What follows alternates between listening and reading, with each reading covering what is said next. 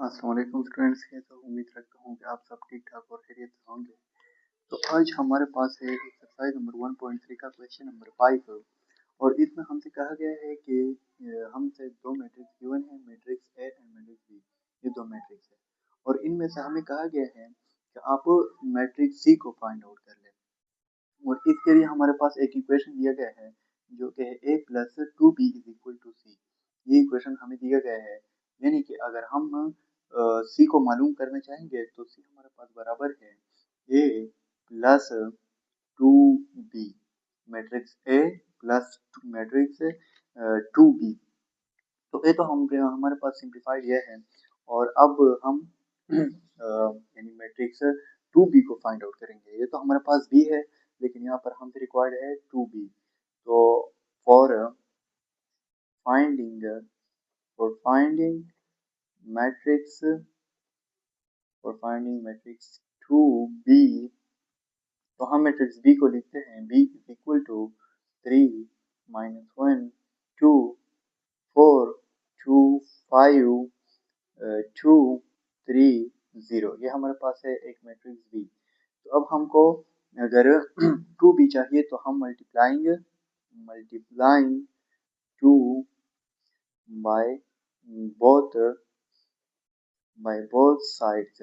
अब टू को हम दोनों साइड्स पे मल्टीप्लाई करेंगे तो यहाँ पर हमारे पास हो जाएगा two B is equal to two into इस मैट्रिक्स को अब हम टू से मल्टीप्लाई करेंगे तो हमारे पास 3 -1 2 4 2 5 2 3 0। ये हमारे पास मैट्रिक्स बी।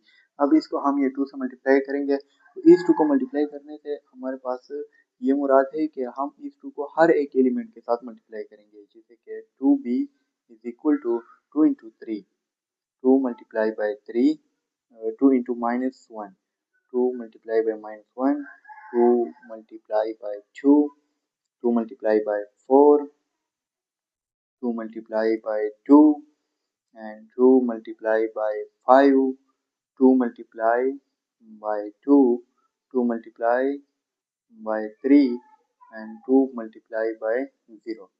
अब इस 2 को हमने हर एक एलिमेंट के साथ मल्टीप्लाई कर लिया, ठीक है। तो हमारे पास मैट्रिक्स 2b आएगा, matrix 2b is equal to 2 into 3 is equal to 6 and 2 multiply by -1, हमारे पास आएगा -2।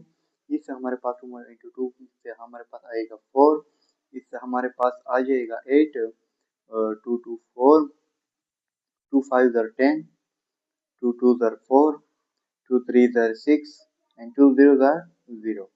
ये हमारे पास है मैट्रिक्स 2b, ठीक है। अच्छा, तो ये हमारे पास 2b की वैल्यू और ये है अब हमारे पास a की वैल्यू। तो हमारे हमसे जो इक्वेशन गिवन था, यानी कि c की वैल्यू गिवन थी, तो c की वैल्यू हमारे पास थी c is equal to a plus 2b। तो अब हमारे पास a भी है, मैट्रिक्स a भी और मैट्रिक्स 2b है। तो इसको हम अगर ऐड कर लें तो c is equal to a की जगह अगर हम मैट्रिक्स a लगा लें तो 1 2 -3 5 0 2 1 -1 1, ये हमारे पास हो गया मैट्रिक्स ए। अब इसके साथ हम ऐड करेंगे मैट्रिक्स 2b को। तो मैट्रिक्स 2b है हमारे पास 6 -2 4 8 4 10 4 6 0।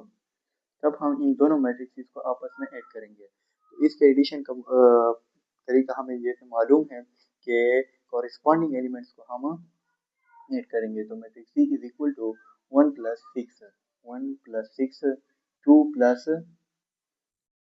प्लस इंटू -2, ठीक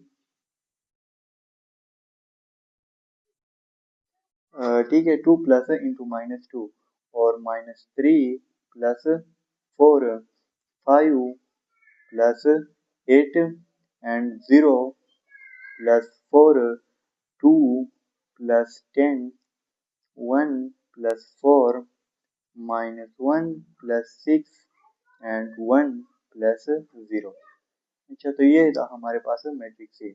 अब इसको हम फर्दर सिंप्लीफाई करेंगे तो 1 प्लस 6 हमारे पास आता है 7 और ये माइनस और प्लस अगर हम आपस में मल्टीप्लाई करें तो इनसे हमारे पास माइनस आता है, तो इससे 2 - 2 इज इक्वल टू 0, 7 0 और -3 और +4 से हमारे पास आता है 1, और इस तरह 5 + 8 से हमारे पास आता है 13, 4 + 0 is equal to 4, 2 + 10 is equal to 12, 1 + 4 is equal to 5, -1 + 6 is equal to 5, और 1 + 0 इज इक्वल टू 1।